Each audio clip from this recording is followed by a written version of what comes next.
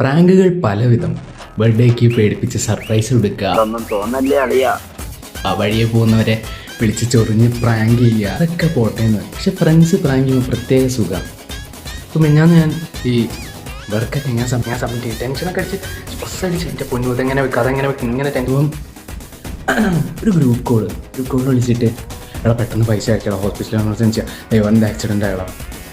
Accident ആയല്ലേ എടാ, അവനേക്കാളും വലിയ ബുള്ളറ്റൊക്കെ എടുത്ത് പോയി ആക്സിഡൻ്റ് ആയടാ. എൻ്റെ മൈൻഡിൽ ഇവൻ ഹോസ്പിറ്റലിൽ കിടക്കുന്നല്ലേ, പക്ഷേ ഇവൻ ബുള്ളറ്റൊക്കെ ഓടിച്ചു. ആടാ ഞാൻ അപ്പോൾ അയക്കാന്ന് ഞാൻ പെട്ടെന്ന് വെച്ചാൽ അവൻ വർക്കൊക്കെ ഉണ്ട്. അങ്ങനെ അയച്ചപ്പം ഒരുത്തം വോയിസ് മെസ്സേജ് ഇടുന്നു.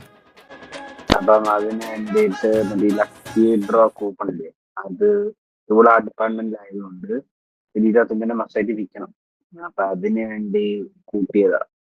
അതൊന്നും തോന്നല്ലേ അളിയാ. അപ്പം ഞാൻ പൊട്ടനാ.